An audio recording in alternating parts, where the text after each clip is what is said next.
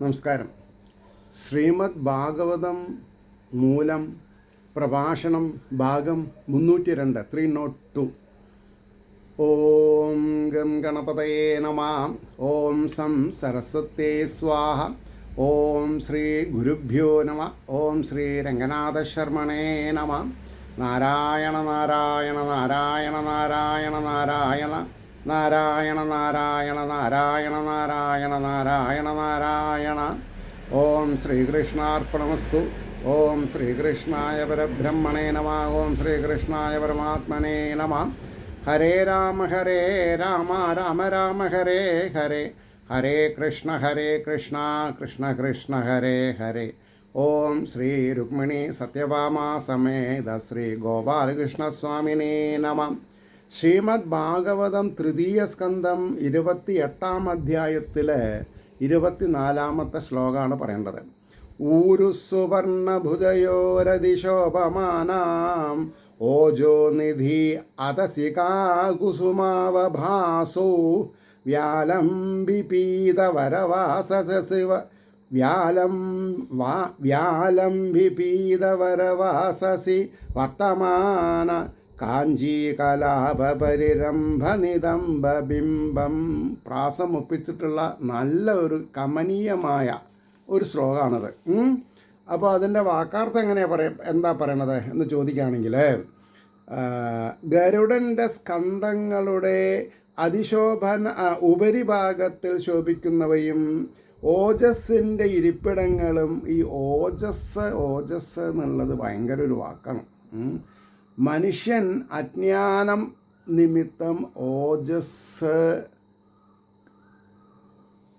വ്യർത്ഥമാക്കുക ചെയ്യണത്. അവിടെയാണ് പ്രശ്നം. ഓജസ്സാണ് തേജസ്സാവണത്. ഇനി എത്ര മനസ്സിലാക്കുക. അപ്പോൾ ഓജസ്സിൻ്റെ ഇരിപ്പിടങ്ങളും അതെ അതസികാ പുഷ്പം പോലെ ശോഭിക്കുന്നതുമായ ആ പുഷ്പം ഏതാണെന്ന് ഇപ്പം എനിക്കും മനസ്സിലായിട്ടില്ല കേട്ടോ. ഇനി അതും നമ്മൾ പറയാം. ഒന്നില്ലെങ്കിൽ വെള്ള, അല്ലെങ്കിൽ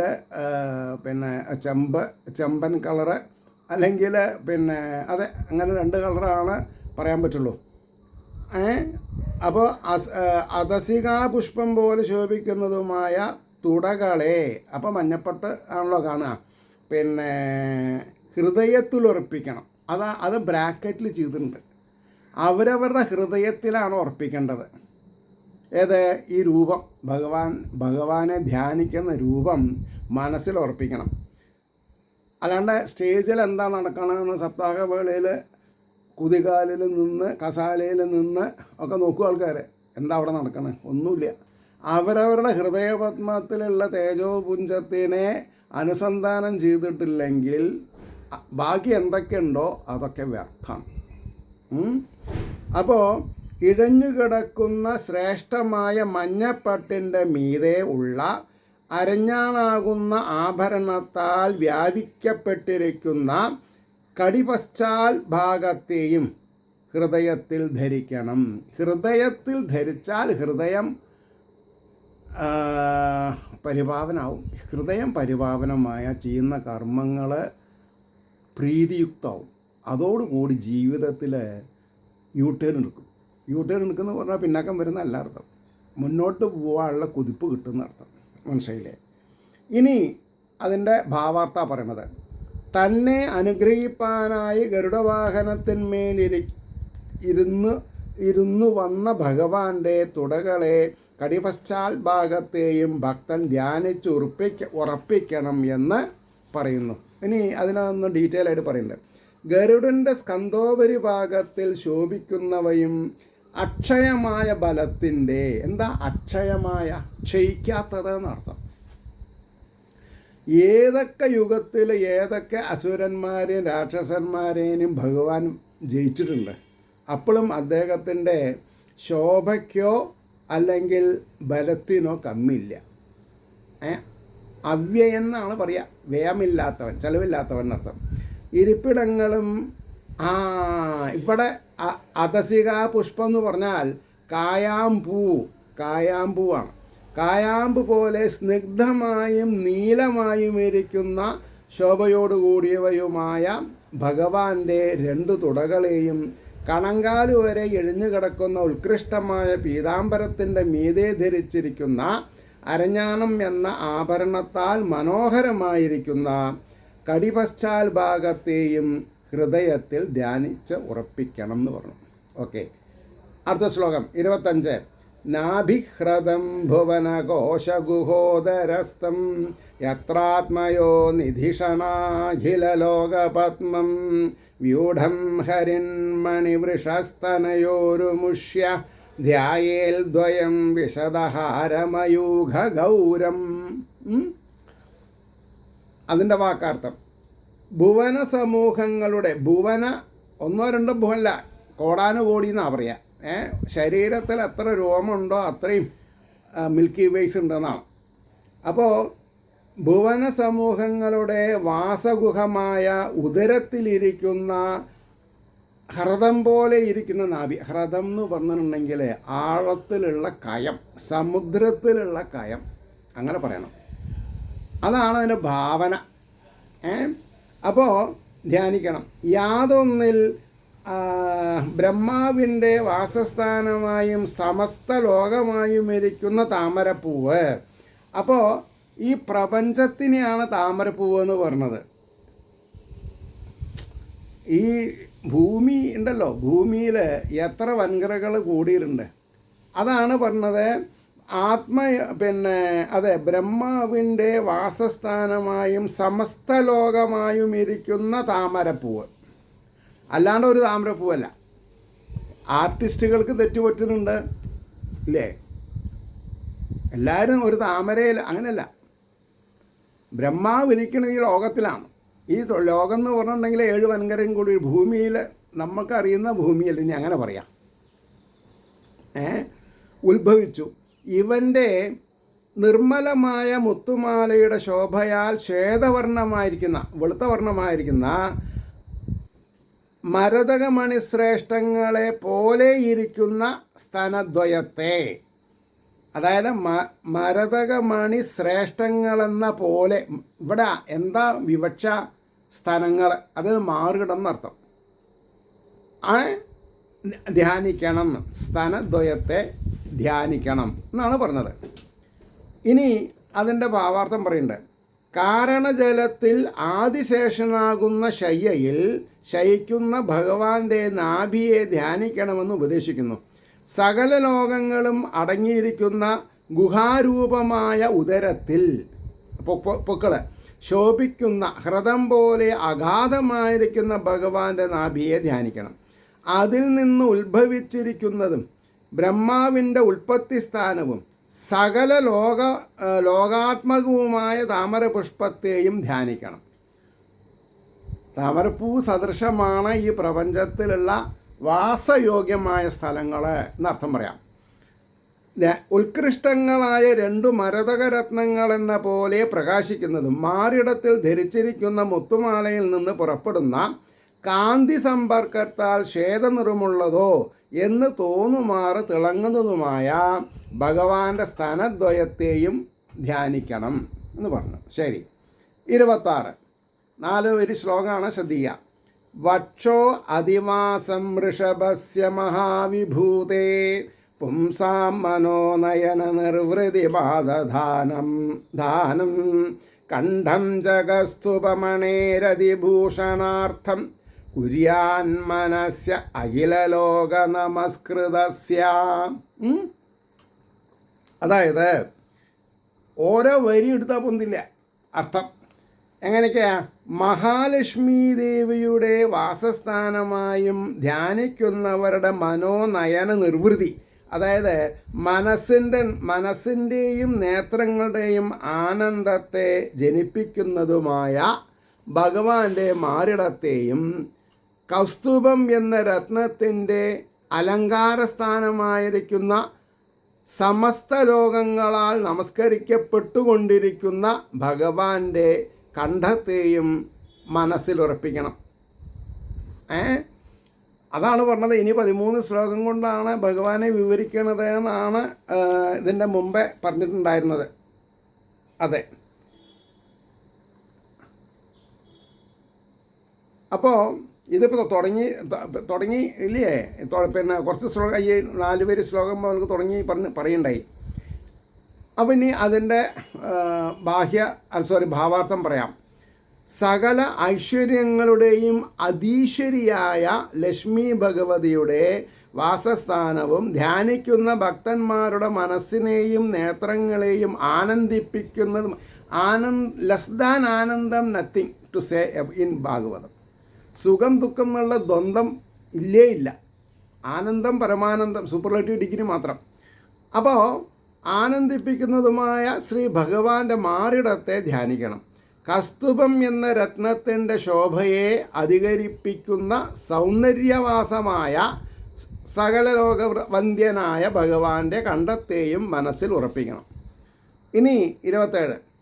ബാഹുംശ്ചമന്തരഗിരേ പരിവർത്തനേന നിർണിക്ത ബാഹുവലയാന്നതിലോകപാലാൻ സഞ്ചിന്തയേ ദശശതാരമസഹ്യതേജാം ശംഖം ചതൽ കരസരോരുഹരാജഹംസം. കയ്യിൽ ഭഗവാൻ ഒരു രാജഹംസത്തിനെ പിടിച്ചിരിക്കുന്നത് പോലെയാണ് ശംഖിനെ മനസ്സിൽ കാണേണ്ടത് എന്ന്. ഭഗവാന്റെ കയ്യിൽ ഒരു അരയന്നാണ് ഇരിക്കുന്നത്. അത്രയും കേമാണ് ശംഖ്. നോക്കിക്കോളൂ ആ ശ്ലോകത്തിൻ്റെ പിന്നെ മഹത്വം. ആശ്രയിച്ചിരിക്കുന്ന ലോകപാലന്മാരോടുകൂടിയവനും മന്ദരപർവ്വതത്തിൻ്റെ പരിഭ്രമണത്താൽ ഉജ്ജ്വലീകരിക്കപ്പെട്ട അംഗതങ്ങളോടുകൂടിയവയുമായ കൈകളെയും, അതായത് 4 കൈയുണ്ടല്ലോ, അസഹ്യമായ തേജസ്സോടു കൂടിയത്. കണ്ണ് മഞ്ഞളിക്കും. കാരണം നമ്മുടെ ഈ നഗ്നമായ ചക്ഷുസ് കൊണ്ട് കാണാൻ പാടില്ല, മനസ്സിൽ കാണാം. കണ്ണടച്ചിട്ട് കാണണം. എന്താ നഗ്നമായ കണ്ണുകളെ കൊണ്ട് കണ്ണ് പൊട്ടിപ്പോവും. അത്രയും തീവ്രമായ ശോഭയാണ്. അതാണ് നമ്മൾ മനസ്സിലാക്കേണ്ടത്. അപ്പോൾ അസഹ്യമായ തേജസ്സോടു കൂടിയതും അനേകം ആരങ്ങളോട് കൂടിയതുമായ, അവിടെ ദശശതാരം എന്നാ, 10 എന്നുള്ള അർത്ഥമല്ല അവിടെ. അപ്പോൾ അനേകം ആരങ്ങളോട് കൂടിയതുമായ ചക്രത്തെയും ഭഗവാന്റെ കരമാകുന്ന താമരയെ ആശ്രയിച്ചിരിക്കുന്ന രാജഹംസം തുല്യമായ ശംഖത്തെയും നന്നായി ധ്യാനിക്കണം എന്ന് പറഞ്ഞു. ഇനി അതിൻ്റെ ഭാവാർത്ഥം. അമൃതമദനത്തിനായി സമാശ്രയിച്ചിരിക്കുന്ന ലോകപാലന്മാരായ ഇന്ദ്രാദിദേവന്മാരെ അനുഗ്രഹിപ്പാനായി സുധാസമുദ്രത്തെ സുധാസമുദ്രം എന്ന് പറഞ്ഞിട്ടുണ്ടെങ്കിൽ മദനം ചെയ്യുന്നതിനായി കടകോലിൻ്റെ സ്ഥാനത്തിരിക്കുന്ന മന്ദരപർവ്വതത്തിൻ്റെ പരിഭ്രമണത്തിലുണ്ടായ സ്പർശം. പരിഭ്രമണം എന്ന് പറഞ്ഞാൽ തിരിച്ചലെന്നർത്ഥം. സ്പർശം നിമിത്തം അത്യന്തം പ്രകാശിക്കുന്ന തോൾവളകളോടുകൂടിയ ഭഗവാന്റെ കൈകളെയും ഭക്തന്മാരെ സർവ ആപത്തിൽ നിന്നും രക്ഷിക്കുന്ന അസഹ്യ തേജസ്സോടുകൂടിയ സുദർശനം എന്ന ചക്രത്തെയും കരമാകുന്ന താമര പൂവിനെ ആശ്രയിച്ചിരിക്കുന്ന രാജഹംസപ്പക്ഷി എന്ന പോലെ പ്രകാശിക്കുന്ന ശംഖത്തെയും ധ്യാനിക്കണം. 3 വട്ടം. 28. കൗമോദഗീം ഭഗവതോദയിതാം സ്മരേത ദിഗ്ധാമരാധിപടശോണിതകർദ്ദമേന മാലാം മധുവ്രതവരൂധനിഗിരോപഗുഷ്ടാം ചൈത്യസ്യ തത്വമമലം മണിമസ്യ കണ്ഠേ. ശത്രുക്കളാകുന്ന ഭടന്മാരുടെ രക്തമാകുന്ന മാലിന്യത്താൽ സ്പർശിക്കപ്പെട്ടതും പ്രിയമുള്ളതുമായ ഭഗവാന്റെ കൗമോദികിയെയും, കൗമോദികി എന്ന് പറഞ്ഞാൽ ഗദ, വണ്ടുകളുടെ സംഘത്തിൽ നിന്നുണ്ടാകുന്ന ശബ്ദത്താൽ ശബ്ദിക്കപ്പെടുന്നതായ മാല എന്നേ പറഞ്ഞിട്ടുള്ളൂ. അതെന്ത് മാലയാണ്? വൈജയന്തി അല്ലെങ്കിൽ വനമാല. അതാണ് ശരി, വനമാല. ജീവൻ്റെ സൂക്ഷ്മസ്വരൂപമായ ഭഗവാന്റെ കണ്ഠത്തെയും സ്മരിക്കണം. എന്താ അങ്ങനെ പറയാൻ കാരണം? കണ്ഠം കഴുത്തിൽ ശബ്ദം വന്ന് ഗുരുഗുരാ ശബ്ദം ഉണ്ടാക്കും മരണസമയത്ത്. ഭഗവാന്റെ കാര്യമല്ല പറഞ്ഞത്, സാധാരണക്കാരൻ്റെ. ഇനി അതിൻ്റെ ഭാവാർത്ഥം, ശത്രുക്കളെ സംഹരിച്ചതിനാലുണ്ടായ രക്തം പറ്റിയിരിക്കുന്നതും ഭഗവാന് ഏറ്റവും പ്രിയപ്പെട്ടതുമായ കൗമുദകി എന്നു പേരുള്ള ഗദയെയും സൗരഭ്യാതിശയം നിമിത്തം ചുറ്റും പറന്നുകൊണ്ടിരിക്കുന്ന വണ്ടിൻ കൂട്ടങ്ങളുടെ നാദത്താൽ ശബ്ദായമാനമായിരിക്കുന്ന വനമാലയെയും ഇവിടെ പറഞ്ഞിട്ടുണ്ട്. ജീവതത്വമെന്ന് സുപ്രസിദ്ധമായിരിക്കുന്ന കസ്തുഭമെന്നു പേരായ ഭഗവാന്റെ കണ്ഠരത്നത്തെയും ധ്യാനിക്കണം. ഈ കസ്തുഭം അതെന്താണെന്ന് പറഞ്ഞത്? കണ്ഠരത്നം. അതായത് ജീവതത്വം, ജീവൻ്റെ തത്വം. മണിയടിച്ചു, അതാ പറഞ്ഞത്. 29 ഭൃത്യാനുകമ്പിതദിയേഹ ഗൃഹീതമൂർത്തേ സഞ്ചിന്തയേൽ ഭഗവതോ വദനാരവിന്ദം യത് വിസ്ഫുരൻ മകരകുണ്ഡലവൽഗിതേന വിദ്യോതിതാം അമലകപോലമുദാരനാസം. മൂക്കിനെ പറ്റിയിട്ട് പറയുന്നു. ഭൃത്യന്മാരിൽ അനുകമ്പയോടുകൂടിയ ബുദ്ധിയാൽ, ബുദ്ധി വേണം. എങ്ങനെ? അച്ഛനമ്മമാരെയും ഗുരുജനങ്ങളെയും കുടുംബത്തിലുള്ളവരെയും നാട്ടുകാരെയും അനുകമ്പയോടുകൂടി നോക്കുന്നവന് മാത്രമാണ് ഡിവിനിറ്റി ഉണ്ടാവുള്ളൂ, ഡിവൈൻ ക്യാരക്ടർ ആവാൻ പറ്റുള്ളൂ. ശ്രദ്ധിക്കണം. അപ്പോൾ ഭൂലോകത്തിൽ ഗ്രഹിച്ചിരിക്കുന്ന മൂർത്തിയോടുകൂടിയ ഭഗവാന്റെ അരവിന്ദ സദൃശ മുഖത്തെ, താമര സദൃശമായ മുഖം നന്നായി ചിന്തിക്കണം. യാതൊന്ന് ഏറ്റവും ശോഭിക്കുന്ന മകരകുണ്ഡലങ്ങളുടെ ചലനത്താൽ അതീവ ശോഭിക്കുന്ന നിർമ്മലങ്ങളായ കവിൾത്തടങ്ങളെയും ഉദാരമായ നാസികയോടും കൂടിയിരിക്കുന്നു. മുഖത്തെ വർണ്ണിച്ചു. ഇനി അതിൻ്റെ ഭാവാർത്ഥം പറയുന്നുണ്ട്. ഭക്തന്മാരെ അനുഗ്രഹിക്കണമെന്നുള്ള കാരുണ്യത്താൽ രാമകൃഷ്ണാദി മൂർത്തികളെ ധരിച്ച് ഭൂലോകത്തിൽ അത്ഭുതലീലകളെ നടത്തിയ ഭഗവാന്റെ അരവിന്ദ സദൃശമായ മുഖത്തെ ധ്യാനിക്കണം. ആ മുഖം കർണങ്ങളിൽ ധരിച്ചിരിക്കുന്ന മകരകുണ്ഡലങ്ങളുടെ ചലനത്താൽ പുറപ്പെടുന്ന ശോഭയാൽ ഏറ്റവും പ്രകാശിക്കുന്ന കവിൾത്തടങ്ങളോടും ഭക്തന്മാർക്ക് പരമാനന്ദത്തെ പ്രദാനം ചെയ്യുന്ന നാസികയോടും കൂടിയിരിക്കുന്നതായിട്ടും ചിന്തിക്കണം. 30 യശ്രീനികേതമളിഭിഃ പരിസേവ്യമാനം ഭൂത്യാ സ്വയാ കുടിലകുന്തളവൃന്ദജുഷ്ടം മീനദ്വയാശിതമതിക്ഷിപദബ്ജനേത്രം ധ്യായേൻ മനോമയമതേന്ദ്രിത ഉല്ലസദ്ഭ്രൂ. ഭഗവാന്റെ കണ്ണുകളെ പറ്റിയായി. സ്വതസിദ്ധ ശോഭയാൽ ഈ ജീവൻ്റെ തുടുപ്പ് കണ്ണിൽ കാണുന്ന ആരോഗ്യത്തിൻ്റെ തുടുപ്പും, അതാണ് ഈ ഡോക്ടർമാരൊക്കെ കണ്ണിങ്ങനെ പിടിച്ചു നോക്കും. വർഷയോ.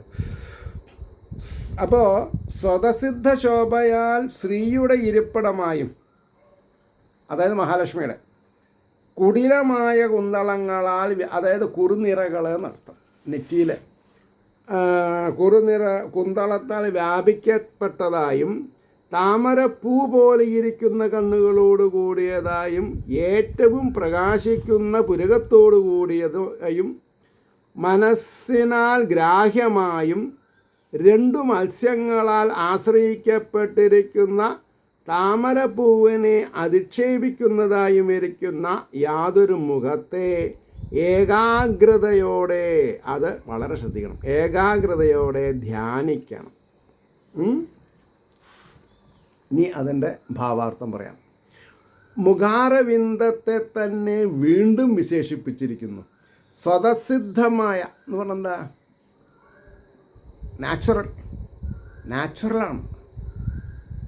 സ്വതസിദ്ധമായ ശോഭയുടെ നിധാനവും കുടിലമായ തലമുടിയാൽ വ്യാപിക്കപ്പെട്ടതും താമരദളം പോലെ ഇരിക്കുന്ന നേത്രങ്ങളോട് കൂടിയതും വണ്ടുകളാൽ ചുറ്റപ്പെട്ടും 2 മത്സ്യങ്ങളാൽ ആശ്രയിക്കപ്പെട്ടിരിക്കുന്ന താമരപ്പൂവിൻ്റെ ശോഭയെ ധിക്കരിക്കുന്നതുമായ മുഖത്തെ യോഗപരിശുദ്ധമായ മനസ്സുകൊണ്ട്, വെറുതെ അങ്ങോട്ട് നോക്കിയാൽ പോരാ, യോഗപരിശുദ്ധമായ മനസ്സുകൊണ്ട്, ക്ലീൻ, മിസ്റ്റർ ക്ലീൻ ആവണം.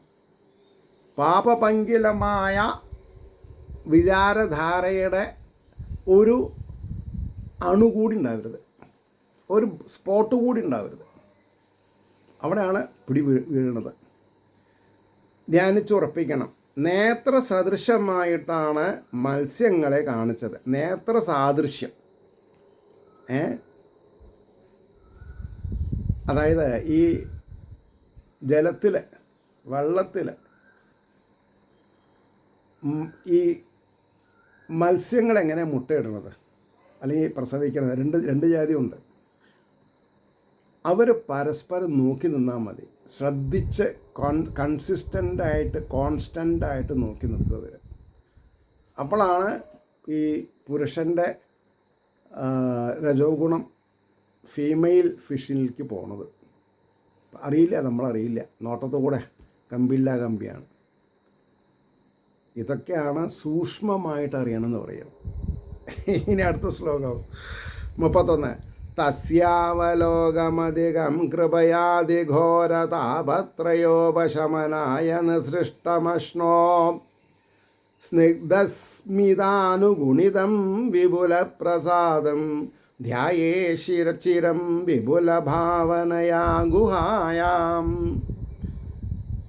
ഏറ്റവും ഭയങ്കരമായ 3 വിധ ദുഃഖങ്ങളുടെ ശാന്തിക്കായി പുത്രേഷണ, ദാരേഷണ, അർത്ഥേഷണ.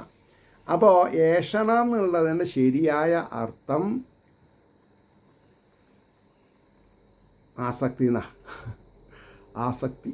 ആസക്തി ആവരുത്. മനസ്സിലായോ? അധികം. അപ്പോൾ ഏറ്റവും കരുണയോടുകൂടെ നേത്രങ്ങളാൽ പ്രയോഗിക്കപ്പെട്ടതും മനോഹരമായ മന്ദഹാസത്തോട് ചേർന്നതായും അധികരിച്ചതായ അനുഗ്രഹത്തെ സൂചിപ്പിക്കുന്നതായും ഇരിക്കുന്ന ഭഗവാന്റെ കടാക്ഷത്തെ ഹൃദയാന്തർഭാഗത്തിൽ, അതാണ് ഗുഹായാം, ഹൃദയത്തിൻ്റെ ഉള്ളിൽ ഏറ്റവും പ്രേമത്തോടുകൂടെ പ്രേമിക്കാൻ പറ്റിയത് ഈശ്വരനാണ്. കാരണം എന്താ? ഭഗവാൻ ചതിക്കില്ല. ബാക്കിയുള്ളവരൊക്കെ തേച്ചു പോവും. എന്താ തേച്ചു പോകുമെന്ന് പറഞ്ഞാൽ നമ്മളെ വടിയാക്കി പോകുന്ന, അതൊരു പ്രയോഗമാണ്. അതായത് പ്രേമസ്വരൂപൻ, ദീനാനുകമ്പൻ, സർവജ്ഞൻ, സർവവ്യാപി, ദീനരക്ഷകൻ, ഇങ്ങനെയാണ് പര്യായങ്ങൾ പോവുക. അപ്പം ഏറ്റവും പ്രേമത്തോടുകൂടെ അധികകാലം ധ്യാനിക്കണം. 1 ദിവസം 2 ദിവസം ഒന്നും പോരാ, അധികകാലം. ജന്മജന്മാന്തര പുണ്യം കൊണ്ടാണെന്നാണ് പറയുക. ജന്മജന്മാന്തര, എത്ര ജന്മം എന്ന് പറഞ്ഞിട്ടില്ല. 100 ആവാം, 1000 ആവാം. അപ്പോൾ അതാണ് ഒരു ജന്മം, ഒരു നിമിഷം പാഴാക്കരുത് എന്ന് പറയുന്നത്. ഇനി അതിൻ്റെ ഭാവാർത്ഥ പറയുന്നത്, ഭക്തന്മാരുടെ 3 വിധങ്ങളായ ദുഃഖങ്ങളെയും, അതായത് ഈശ്വരനാൽ, പ്രകൃതിയാൽ, സ്വന്തം തെറ്റുകളാൽ, അല്ലേ, ആദിദൈവം, ആദിഭൂതം എന്നൊക്കെ പറയണ്ടല്ലോ.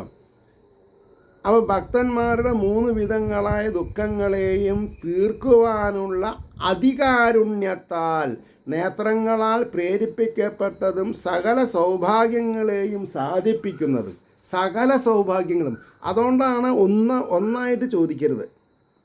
He is ready to give in totality whatever you need. പക്ഷേ നമ്മൾ തലവേദന വന്ന അപ്പോൾ വിളിച്ചു, കൃഷ്ണ ഗുരുവായൂരപ്പ തലവേദന മാറ്റി തന്നെ, അത് മാറ്റിത്തരും. There is no end for that. അപ്പോൾ ശുദ്ധ മനസ്ഥിതിയിൽ ഇരുന്നാൽ ഭഗവാൻ അറിയാം. ഭഗവൻ ഭൂതഭാവേശാന ജാനേ ഹിതമാത്മന ത്വമേവ സഞ്ചിന്തി വിഭോ ഹിതം മേ കർത്തുമർഹസി. ഞാൻ ഈ 2-3 ശ്ലോകേ പഠിച്ചുള്ളൂ, അത് മതി എനിക്ക്. ഭഗവൻ ഭൂതഭാവേശ ന ജാനേ ഹിതമാത്മന ത്വമേവ സഞ്ചിന്തി വിഭോ ഹിതം മേ കർത്തുമർഹസി. ഭഗവാനെ, എനിക്ക് എന്ത് കിട്ടിയാൽ സംതൃപ്തി ഉണ്ടാവും എന്നുള്ളത് എനിക്കറിയില്ല, പക്ഷെ അങ്ങേക്കറിയാം. കാരണം എന്താ? അങ്ങ് കാലാകാലമായിട്ട് എൻ്റെ വഴികാട്ടിയായിട്ട് ഉള്ളിലുണ്ട്. പക്ഷേ അരനിമിഷം കൂടി എനിക്ക് അങ്ങയെ തൃപ്തിപ്പെടുത്താൻ സാധിച്ചിട്ടില്ല. എന്നെ ഹന്തഭാഗ്യം ജനാനാം, എന്നെ രക്ഷിക്കണം. ഇങ്ങനെ താണ് വീണ് റിക്വസ്റ്റ് ചെയ്താൽ മതി, കാര്യം ശരിയായി. അതുകൊണ്ടാണ് പറഞ്ഞത്, സകല സൗഭാഗ്യങ്ങളെയും സാധിപ്പിക്കുന്നതും മനോഹരമായ മന്ദഹാസത്തോട് കലർന്നിരിക്കുന്നതും ഹൃദയാന്തർഭാഗത്തിൽ പ്രകാശിക്കുന്നതുമായ, അതാണ് ഈ ബാലാഗ്രശതഭാഗസ്യ വിസ്തരസ്യ ഏകോ ജീവ എന്നുള്ള പ്രമാണം. ഹൃദയാന്തർഭാഗത്തിൽ കാമുകനെയോ കാമുകിയെയോ ഇരുത്തിയിട്ട് കാര്യമില്ല. ഭാര്യ ഭർത്താവിനെയും ഭർത്താവ് ഭാര്യയെയും മനസ്സിൽ ഇരുത്തിയിട്ട് കാര്യമില്ല. മനസ്സിൽ സ്ഥാനം ഈശ്വരനായിരിക്കണം. എന്നാൽ ഈ വെട്ടും കൊലിയും പ്രശ്നങ്ങളൊക്കെ ഇല്ലാണ്ടേ.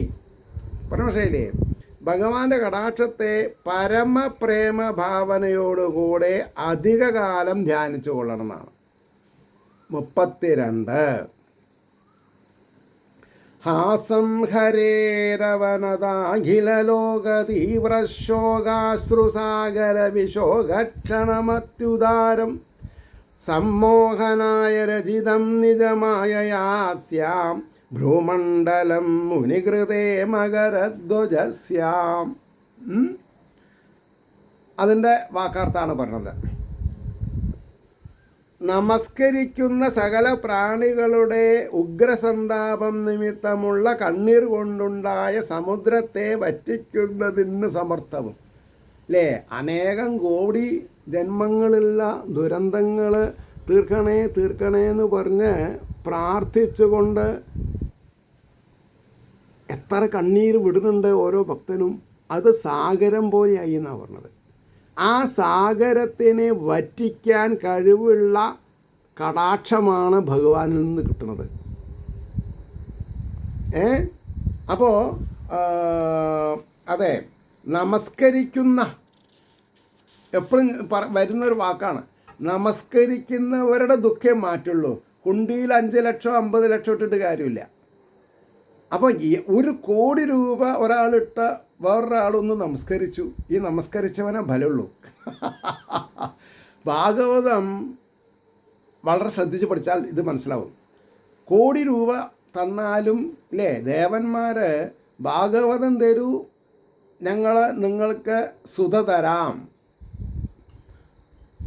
അതായത് അമൃത് തരാം, പറ്റില്ല പറഞ്ഞു. അതാണ് പറഞ്ഞത്. 1 കോടി ഭഗവാന്റെ കൊണ്ടിയിലിടണമെങ്കിൽ അവന് ഇല്ലേ, ഇപ്പം ഇതിൻ്റെ ഇടയ്ക്ക് കണ്ടു 16 17 കിലോ തൂക്കം വരുന്ന കിരീടം ഭഗവാൻ. ഈ ഭൂലോകത്തിനെ നിയന്ത്രിക്കുന്ന ഭഗവാന് നമ്മുടെ എന്താ വേണ്ടത് എനിക്കറിയില്ല. ആ കാശ് അത്രയും ആ കാശ് കൊണ്ട് ഭാഗവതം പുസ്തകം ഉണ്ടാക്കിയിട്ട് ആൾക്കാർക്ക് ഫ്രീ ആയിട്ട് കൊടുക്കൂ, പഠിപ്പിക്കുന്നവരെ രക്ഷിക്കാൻ നോക്കൂ. എന്നെ പോലുള്ളവരല്ല. കാരണം എനിക്ക് പെൻഷനുണ്ട്. ഞാൻ വേറെ ഒരു ഉണ്ടാക്കണം എന്ന് എനിക്ക് താല്പര്യമില്ല. അതാണ് പറഞ്ഞത്. ഇന്നലെ എനിക്ക് നല്ലൊരു സുദിനായിരുന്നു. ഇന്നലെ അത് പറയാൻ വിട്ടു. ഞാൻ ലീവിൽ വരുമ്പോൾ തന്നെ ഈ നാട്ടിലെ ഒരു പയ്യൻ കല്യാണം കഴിച്ചു കൊണ്ടുവന്ന ഒരു സ്ത്രീയുടെ അച്ഛൻ, അന്ന് ഞങ്ങൾ പരിചയപ്പെടുന്ന സമയത്ത് അദ്ദേഹത്തിന് 75 വയസ്സായിരുന്നു. 75 വയസ്സ്. ഒരു അധ്യാപകനായിരുന്നു, ചെറിയൊരു അധ്യാപകൻ. പക്ഷേ ഭക്തി, അങ്ങേയറ്റം ഭക്തി. അപ്പോൾ ഞങ്ങൾ തമ്മിൽ പരിചയപ്പെട്ടു. ഞാൻ അദ്ദേഹത്തിൻ്റെ വാസസ്ഥാനത്ത് പോയിട്ടുണ്ട്. അദ്ദേഹത്തിന് 80ാം പിറന്നാളിന് പോയിട്ടുണ്ട്. ഒരു 3 മാസം മുമ്പേ പെരിന്തൽമണ്ണയിൽ ഒരു ആസ്പത്രിയിൽ പോയി കണ്ടു. എന്താ ഞങ്ങൾക്ക് സംസാരിക്കാനുള്ളൂ? ഈശ്വരീയത്തെ പറ്റിയിട്ടേ സംസാരിക്കാനുള്ളൂ. അപ്പോൾ അദ്ദേഹത്തിൻ്റെ മകളുടെ മകൻ, അദ്ദേഹം ഒരു സ്കൂളിൽ മാഷാണ്. ഞങ്ങൾ പരിചയമുണ്ട്. പക്ഷേ due to some other circumstances ഈശ്വരൻ ഞങ്ങൾക്കൊരു സന്ദർഭം തന്നു അവന് എന്നോട് സംസാരിച്ചു. രാജേട്ടാ, ഞാനൊരു ദിവസം കാണാൻ വരുന്നുണ്ട്, എനിക്ക് കുറച്ച് കാര്യങ്ങൾ അറിയണം. ഇന്നലെ 10 മണിക്ക് വന്നിട്ട് 1:15 മണിക്കാണ് പോയത്. 3.25 മണിക്കൂർ സംസാരമായിരുന്നു. I am talking he's listening. അപ്പോൾ ഈ ആധ്യാത്മികത്തിലേക്ക് എങ്ങനെയാണ് വരേണ്ടത് എന്നാണ് ചോദ്യം. അപ്പോൾ പറഞ്ഞു, ഈ ശ്രീമദ് ഭാഗവതം ഗോപാലൻ നായരുടെ ആഖ്യാനം വാങ്ങിക്കോളൂ. അത് അർത്ഥസഹിതം. അത് ഔട്ട് ഓഫ് പ്രിൻ്റാണ്, ഇപ്പോൾ പ്രിൻ്റ് ചെയ്ത് വരും. അപ്പോൾ ശ്രദ്ധിച്ച് അത് വാങ്ങുക. അധ്യാത്മരാമായണം മലയാളം അത് വാങ്ങുക, അത് വായിച്ചു തുടങ്ങുക. പിന്നെ മഹാഭാരതം പ്രോസ്, കാരണം എൻ്റെ കയ്യിൽ പദ്യമാണ്, അത് എനിക്ക് പറ്റും. അപ്പോൾ പദ്യത്തിൽ താല്പര്യമില്ലാത്തവർക്ക് പ്രോസ നല്ലത്. അപ്പോൾ അതിപ്പോൾ എങ്ങനെയാണെന്ന് വെച്ചാൽ റെഡിമെയ്ഡായിട്ട് കിട്ടുന്നില്ല. 8,000 റുപ്പീസ് തൊട്ട് അഡ്വാൻസ് കൊടുത്താൽ അവർ പ്രിൻ്റ് ചെയ്ത് തരും 6 വോള്യം DC ബുക്കിൽ. അപ്പോൾ അത് ചെയ്യാൻ പറഞ്ഞിട്ടുണ്ട്. എൻ്റെ ജീവിതത്തിൽ ഒരു അനർഘ നിമിഷം, ഇത്രയും പ്രായം, ഒരു 10-24 വയസ്സായിട്ടുള്ളവർക്ക്, 10-23 വയസ്സാകും, ഒരു 3.25 മണിക്കൂർ ഞാൻ പറഞ്ഞത് കേൾക്കണം എന്ന് പറയുമ്പോൾ അദ്ദേഹത്തിൻ്റെ വേവ് ലെങ്ത് മാച്ച് ചെയ്തു. അതുകൊണ്ടാണ് എനിക്ക് സന്തോഷം, മനസ്സിലായില്ലേ? അപ്പോൾ എനിക്ക് ഒരു യങ്ങർ ജനറേഷനിലുള്ള ഒരു ശിഷ്യനെ കിട്ടി, ആ സന്തോഷമുണ്ട്, പറയാണ്ടിരിക്കാൻ വയ്യ. അപ്പോൾ ഇവിടെ സമുദ്രത്തെ വറ്റിക്കുന്നതിന് സമർത്ഥവും സമസ്ത അഭിലാഷത്തെ സ്ഥാപിക്കുന്നതുമായ, നോക്കൂ, സമസ്ത അഭിലാഷം ഇന്നതെന്നല്ല, ഇൻ ഹൺഡ്രഡ്സ്. ഇപ്പോൾ എന്നെ സംബന്ധിച്ചിടത്തോളം ഭഗവാൻ എനിക്ക് 100 കണക്കിന്, 1000 കണക്കിന് ഓരോ നിമിഷവും എനിക്ക് പ്രദാനം ചെയ്തിട്ടുള്ളത് എൻ്റെ സന്തോഷത്തിന്, ആനന്ദത്തിന് പറ്റിയിട്ടുള്ളതാണ്. അതുകൊണ്ടാണ് ഞാനൊരു വയസ്സാണ്. അപ്പോൾ എന്നെ സന്തോഷിപ്പിക്കാൻ എന്തൊക്കെ സാധിക്കും അതൊക്കെ ഭഗവാൻ ചെയ്യുന്നുണ്ട്. അപ്പോൾ ഞാൻ എന്ത് ചെയ്യുന്നുണ്ട്? ഭഗവാനെ പറ്റിയിട്ട് എൻ്റെ പരിധിയിൽ നിന്നുകൊണ്ട് എനിക്ക് എൻ്റെ അറിവിനെ ഞാൻ മറ്റുള്ളവർക്ക് കൊടുക്കുന്നുണ്ട്. അതാ പറയാൻ കാരണം. അപ്പോൾ സമസ്ത അഭിലാഷത്തെ സ്ഥാപിക്കുന്നതുമായ ഹരിയുടെ മന്ദഹാസത്തെയും മുനിമാരെ അനുഗ്രഹിപ്പാനായിക്കൊണ്ട് മന്മഥൻ്റെ സമ്മോഹത്തിനായിട്ട് സ്വമായാശക്തിയാൽ ഉണ്ടാക്കപ്പെട്ട ഭഗവാന്റെ പുരികക്കൊടികളെ ധ്യാനിക്കണം. ഭഗവാൻ ഒന്ന് പുരികം ചുളിച്ചാൽ മന്മഥൻ താഴെ വീണു. ഈ മന്മഥനാണ് പ്രശ്നം ഉണ്ടാക്കുന്നത്. അപ്പം മന്മഥൻ്റെ ശല്യം ഉണ്ടാവാണ്ടിരിക്കാൻ ഭഗവാന്റെ പുരികക്കൊടി ആകുന്ന മഹാമായ അപ്പോൾ ഭഗവാനെ നിരന്തരം നാരായണ നാരായണ നാരായണ എന്ന് ജപിക്കാൻ തുടങ്ങിയാൽ മായ റെഡിയായിട്ട് നിൽക്കും. എന്തിന്? മന്മഥനെ കണ്ട പോയിക്കോട്ടോ, ഇവിടെ നിൽക്കണ്ട, ഇതിന് പറ്റിയ സ്ഥാനമല്ല എന്ന് പറയും. ഇനി അതിൻ്റെ ഭാവാർത്ഥം പറഞ്ഞ് നിർത്താം. ഭജിക്കുന്ന ഭഗവാനെ ഭജിക്കാത്തവർക്ക് ഭഗവാന്റെ അനുഗ്രഹം ഉണ്ടാവില്ല. റേഷൻ കാർഡ് ഉള്ളവർക്കല്ലേ റേഷൻ വാങ്ങാൻ പറ്റുള്ളൂ. പാസ്പോർട്ട് ഉള്ളവർക്കല്ലേ വിസ അന്വേഷിക്കണ്ടു. ഞാൻ പറഞ്ഞ പ്രശ്നമുണ്ടോ?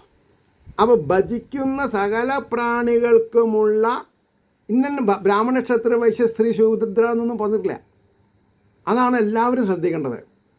സകല പ്രാണിക്കുമുള്ള ഉഗ്രസന്താപജന്യമായ കണ്ണീർ നിറഞ്ഞുണ്ടായ സമുദ്രത്തെ തീരെ വരട്ടുന്നതിന് സമർത്ഥവും സർവപുരുഷാർത്ഥത്തെയും നൽകുന്നതുമായ ധർമ്മം വേണോ, അർത്ഥം വേണോ, കാമം വേണോ, മോക്ഷം വേണോ, റെഡി, വന്നോളൂ, ചോദിച്ചതൊക്കെ തരും. അപ്പോൾ പുരുഷാർത്ഥത്തെയും നൽകുന്നതുമായ ഭഗവാന്റെ മന്ദഹാസത്തെ ധ്യാനിക്കണം. മുനിമാരുടെ മനസ്സിനെ ചലിപ്പിക്കുന്ന മന്മഥൻ നമ്മുടെ മനസ്സിനെ ചലിപ്പിക്കാൻ വന്നാൽ മന്മഥനെ കടക്കപ്പടി പുറത്ത് പറയുന്നതിനെ മോഹിപ്പിക്കുവാൻ വേണ്ടി സ്വമായാവിലാസത്താൽ നിർമ്മിക്കപ്പെട്ട വില്ലിന് തുല്യമായിരിക്കുന്ന ഭഗവാന്റെ ഭ്രൂവല്ലികളെയും ധ്യാനിക്കണം. പുരികക്കൊടിയനെ ഭ്രൂവല്ലി ധ്യാനത്താൽ മന്മഥാഭാതനാശം. അതെ, ഭഗവാന്റെ പുരികക്കൊടികളെ നിരന്തരം രക്ഷിക്കണേ രക്ഷിക്കണേ എന്ന് പറഞ്ഞാൽ മന്മഥബാധാനാശം ഫലം. അങ്ങനെയിരിക്കുന്ന ശ്രീഹരിയുടെ അനുഗ്രഹാശിസുകൾ നിർലോഭം എല്ലാവരിലും എത്തട്ടെ എന്ന്. ലോകാ സമസ്ത സുഖിനോ ഭവന്തു ആയിരിക്കട്ടെ എല്ലാവരുടെയും പ്രാർത്ഥന എന്നും പ്രാർത്ഥിച്ചുകൊണ്ട് വാക്കുകൾ ഉപസംഹരിക്കുന്നു. നമസ്കാരം. നാളെ കാണാം.